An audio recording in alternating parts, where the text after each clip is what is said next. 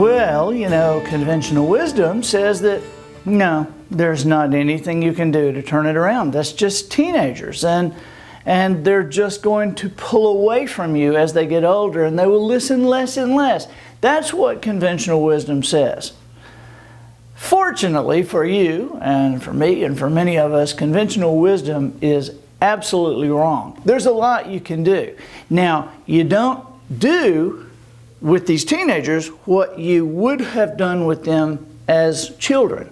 Okay? There's been an opportunity that we have missed there to bring them into an area of understanding where you wouldn't have to deal with this now. But since you have to deal with this now, you must understand that you are dealing with them in essence as you would deal with another adult. All right? That you're seeing, because they certainly see themselves this way. All right? You may see them as children, but trust me, they see themselves as adults. What we need to understand is that we are seeing something in this teenager that we realize, boy, this is a habit, or this is a way of thinking, or this is a pathway, that this is not going to be good for them, and they're going this way, and they really need to go this way.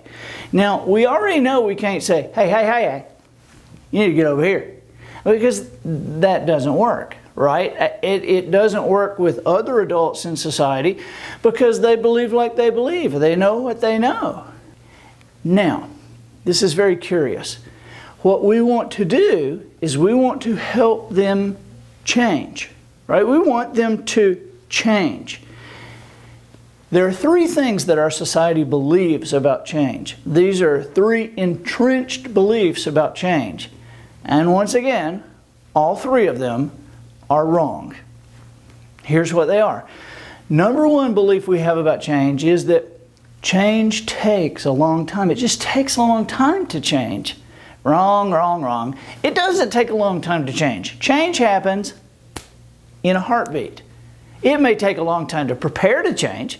It may take a while to want to change. It may take a while to decide to change. But when the change occurs, it happens in a heartbeat. It doesn't take a long time to change. Number two belief that we have about change is that, well, if somebody's going to change, they have to have a deep desire to change. Now, that's not true either. They don't have to have a deep desire to change. In fact, a lot of times people will do a 180 and never look back.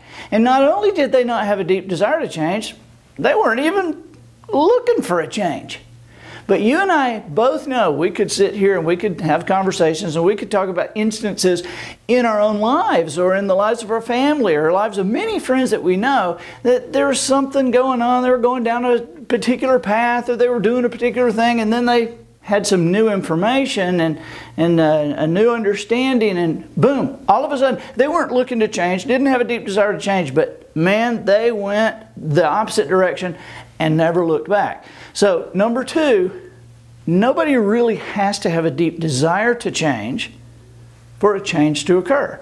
Number three belief that we have about change is that, well, if somebody's going to change, they've certainly got to hit bottom before it happens. You know, I mean, look at him. We thought he was at the bottom. He just wasn't at the bottom. And until he hits the bottom, there's no... See, that's not true either. For the same reason as number two. They ain't got to be looking for it. They ain't got to be in a particular place in their life.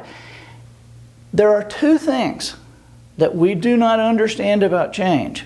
Two things that have a death grip on change itself. Now, if we don't know these two things, we certainly couldn't use them. But I'm about to tell you, and I'm going to explain to you how important it is to know this as you deal with your teenagers on a different level that you're dealing with them now. The two things about change that are absolutely necessary.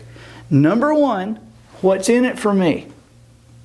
Now, I'm not saying this in a greedy way. I'm just saying, okay, if somebody's presenting something or there's options here, okay, I'm doing things this way, I'm going this way. If I go this way, how does it affect my life? Okay, and I hear you're wanting me to do this instead of that, but how does it affect me? Now, they might not say it out loud, okay, but trust me, That is a very important thing in the life of your teenager, as it is in the life of anyone that we want to elicit change from. All right, and so with that teenager, it has to be there. How does this affect them? What's in it for them? And the second thing that has to be there is proof beyond a reasonable doubt that this is so. Proof beyond a reasonable doubt. I'm not talking about a mathematical proof. I'm talking about the kind of proof where somebody hears something they hadn't heard before, or they hear something explained in a way they hadn't heard before, and they go, wow, I never thought of that. That makes total sense. I'll never think of it any other way again. Well, let me tell you something. When proof beyond a reasonable doubt collides with what's in it for me, proof that this is so, and I see how it benefits me, right turn, left turn, I mean a 180 and never look back. That change happens very quickly. And it happens quickly and lasts. So with your teenagers, rather than ordering, rather than demanding, rather than threatening, what we have to do is treat them as we would another adult. Have a conversation with them. But it's important that you know what is important to them. Because at this point in their lives and at this point in your relationship with them, they will rebel if you put it any other way.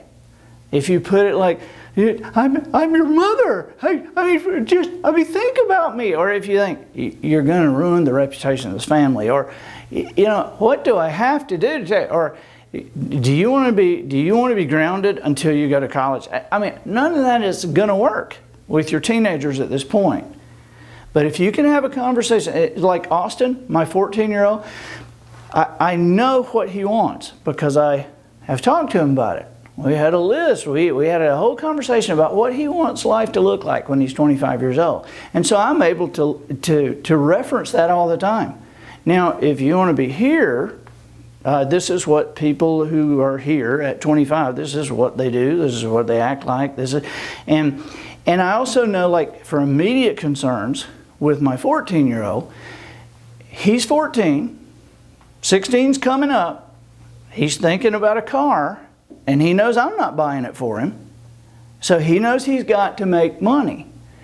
And so I am able to couch explanations about behaviors and explanations about attitudes and explanations about beliefs and thinking in a way that it makes total sense, and he understands if I act this way, I can see how I can get money for a car much faster than if I act this way.